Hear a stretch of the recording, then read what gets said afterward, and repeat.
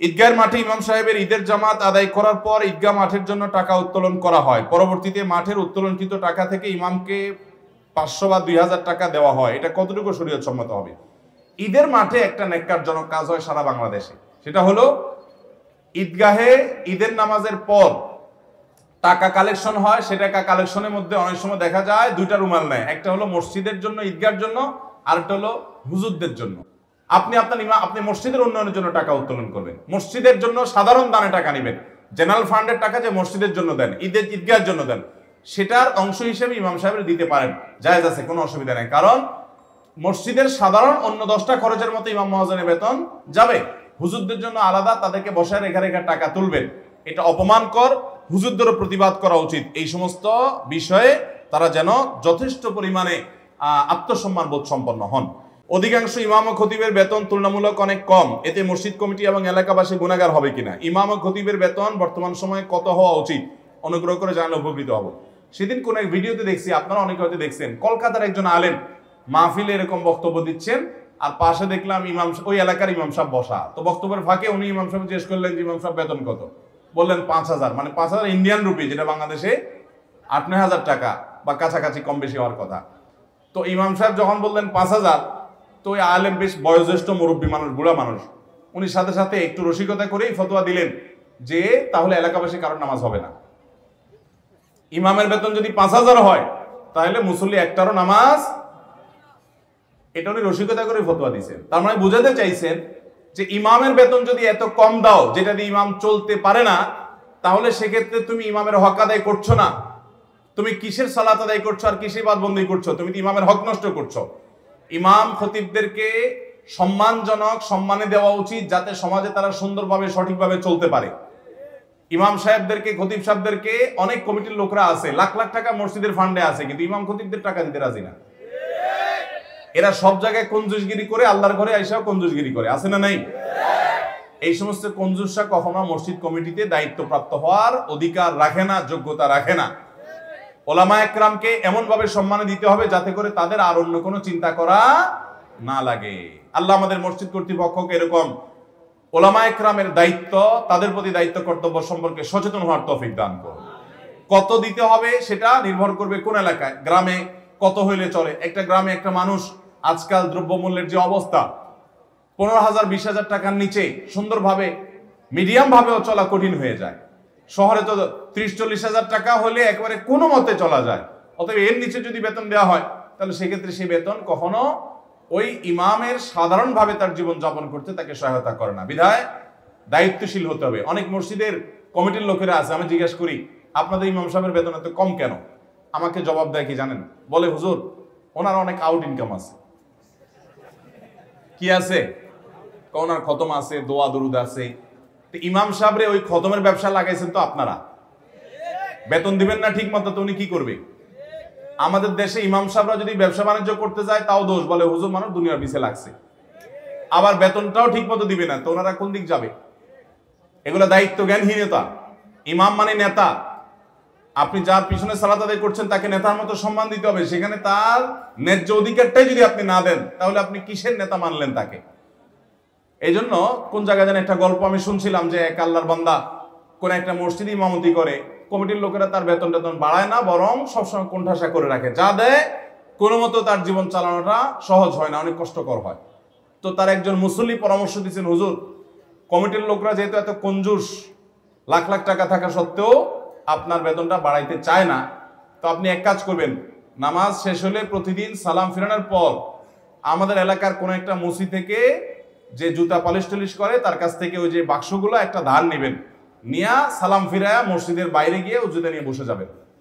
এবং মুসি যখন জুতা কালার করে তখন ওই একটা ছেঁড়া জুতা রাখে, ওইটার উপরে পাও রাখা ভালোটা কালার করে, আছে না? বলছে তখন বাইর হওয়ার পরে দেখবেন মসজিদ কমিটির লোক যেগুলো আপনার বেতন এতদিন বাড়ায় নাই, অথবা ইমাম সাহেব আর খতিব সাহেব মুয়াজ্জিন সাহেব মানে হলে এদের গলা চিপা ধরো, এরা না খায় মরে যাক, এই টাইপের যারা বখিল, এদের কেউ যদি এসে আপনাকে বলে হুজুর আমাদের ইজ্জত ডুবাইছেন আপনি, জিব্বা যদি কামড় দেয়, তো সাথে সাথে ছেঁড়া জুতা নিয়ে 2টা বাড়ি মারবেন। বাড়ি মারি বলবেন যে আমি হালাল উপার্জন করতেছি, তোমার সমস্যাটা কি? তোমার ইমাম হালাল উপার্জনও করতে পারবে না, আবার ইমামকে ন্যায্য বেতনও দিবা না, তো তোমার মতো জালিম আর কে আছে?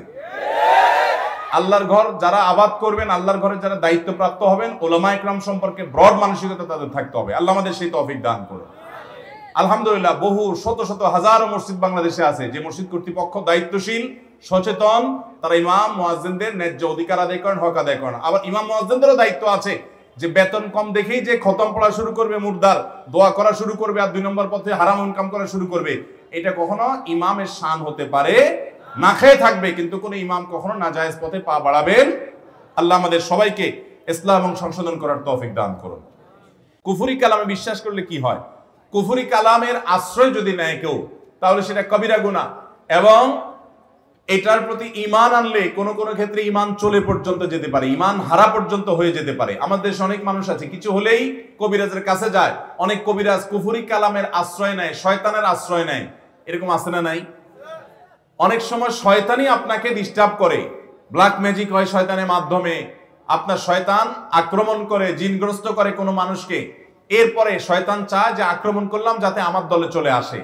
এটা অনেক সন্ত্রাসীদের কায়দা, যে সন্ত্রাসী অনেক সময় সন্ত্রাস করে অনেক মানুষকে নিজের বশে আনে, যে আমার দলে আসো, নাহলে তোমাকে শেষ করব।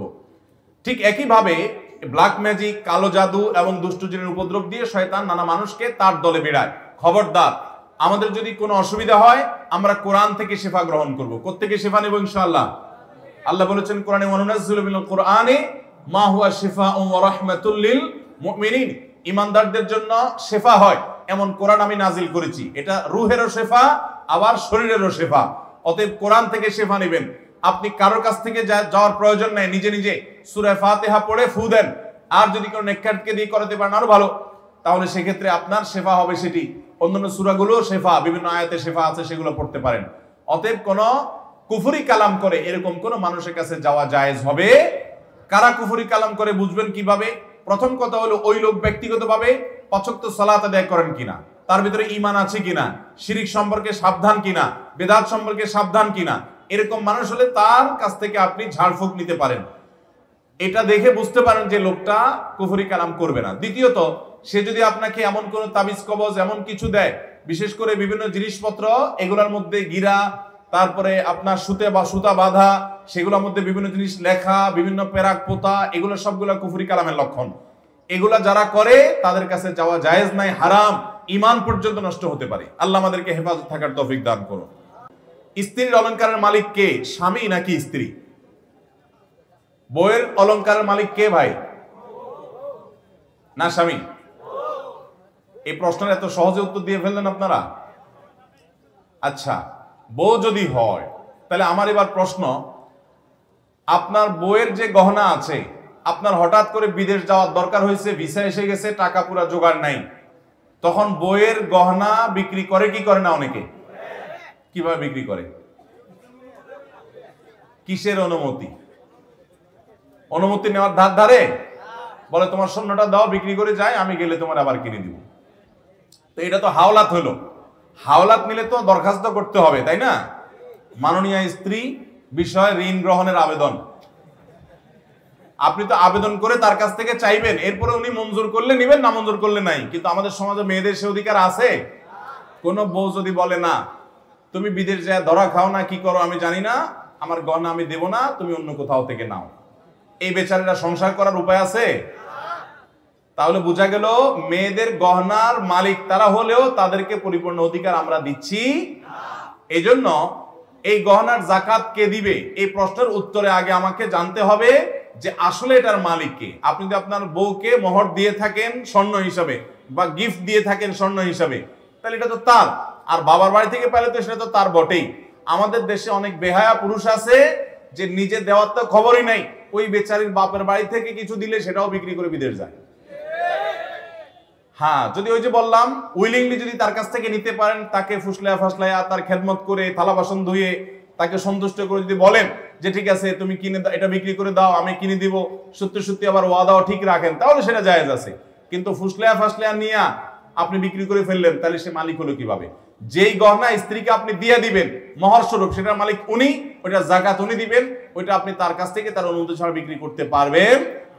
আচ্ছা, কোন মহিলাকে আপনি যে গহনা দিয়েছেন স্বামী হিসাবে, ওই গহনা যদি উনি বিক্রি করে ওনার বাপের ভাই লোকদেরকে হাদিয়া তোফা দিয়ে দেয়, বা ওই গহনাটা তার ভাই বোনকে দিয়ে দেয়, কোন স্বামী সেটা মানবে?